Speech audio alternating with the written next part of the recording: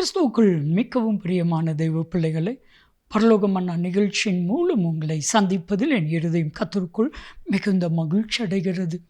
இன்றைய பரலோக மன்னா, இனி நீ அழுது கொண்டீராய். இதுவரைக்கும் உங்கள் வாழ்க்கையில் எது நிமித்தமாக கண்ணீர், எது நிமித்தமாக வேதனை, எது நிமித்தமாக உங்கள் இருதயம் உடைக்கப்பட்டதோ அதை தேவனாகிய கர்த்தர் மாற்றி உங்களை பார்த்து சொல்கிறார், இதுவரை நீ அழுதது போதும், இனி நீ அழுது கொண்டீராய். இது ஒரு உன்னதமான வாக்கு தத்தம். வேதம் சொல்கிறது ஏசாயா 30:19, இனி நீ அழுது கொண்டீராய். நல்லா கவனிங்க, பிசாசும் மனிதர்களும் உங்களை அழ வைத்து பார்ப்பார்கள், அதுதான் உலகம். உங்களை வேதனைப்படுத்துவார்கள், அதுதான் உலகம்.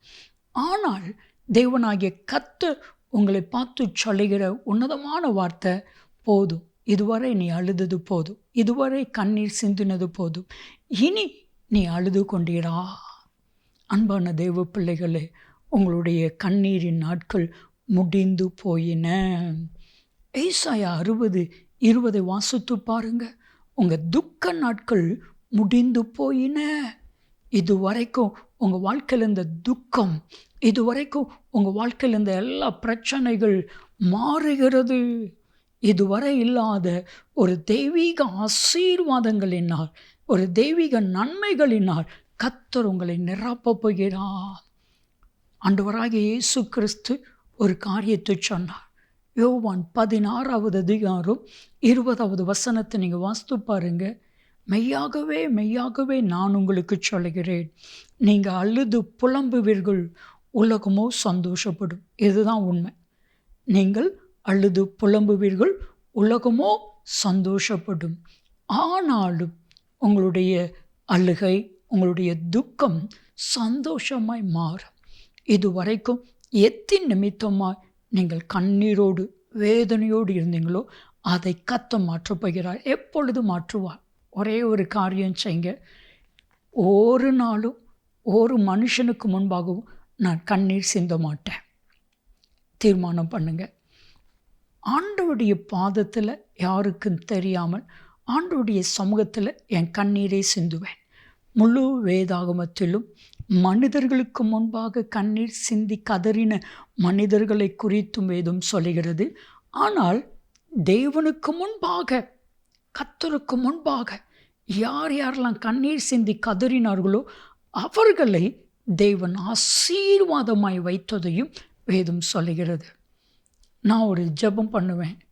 ஆண்டவரே, ஒரு நாளும் மனுஷங்களுக்கு முன்பாக நான் அழாதபடிக்கு, கண்ணீர் சிந்தாதபடிக்கு என்னை வைத்து கொள்ளும். ஆண்டவர் இதுவரைக்கும் அப்படி தான் வைத்திருக்கிறான். நம்ம மனுஷங்களுக்கு முன்னாடி நம்மளை பார்த்து மனுஷங்க பரிதாபப்படுற மாதிரி ஒரு நாள் நம்ம வாழக்கூடாது. மனுஷங்க நம்மளை பார்த்து பரிதாபப்படவே கூடாது. ஆண்டவர் தான் நம்மளை பார்த்து, ஆண்டவர் ஐயோ என் மகன் என் மகா அப்படின்னு சொல்லணும். மனுஷங்க ஒரு நாளும் உங்களை பார்த்து பரிதாபப்படுற மாதிரி நடக்கக்கூடாது. தேவனால் தெரிந்து கொள்ளப்பட்ட, தேவனால் அபிஷேகம் பண்ணப்பட்ட தெய்வ மனுஷன் மனுஷி யாராக இருந்தாலும் சரி, மனுஷங்க முன்னாடி அழமாட்டாங்க, மனுஷங்க முன்னாடி பரிதாபமாக இருக்க மாட்டாங்க, மனுஷங்களுக்கு முன்னாடி கம்பீரமாக இருப்பாங்க. ஆனால் ஆண்டவருடைய சமூகத்தில் போய் இருதயம் உடைந்து கண்ணீர் சிந்தி கதறினா கர்த்தர் நம்முடைய கண்ணீரை காண்பா. நீங்கள் வாஸ்து பாருங்க.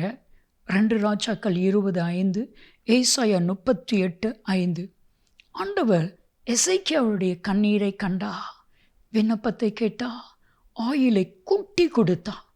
அவன் வாழ்க்கையை மாற்றினதே கண்ணீர் தான். ஆண்டவருடைய சமூகத்தில் கண்ணீர் சிந்தி கதறி ஜெபம் பண்ணுங்க, உங்கள் வாழ்க்கை மாறும். செபிக்கலாமா? அன்பின் தகப்பனே, ஓமை துதிக்கிறோம், ஸ்தோத்திரிக்கிறோம் அப்பா. இன்றைக்கும் ஒவ்வொருவரோடு கூட நீர் பேசினீர்.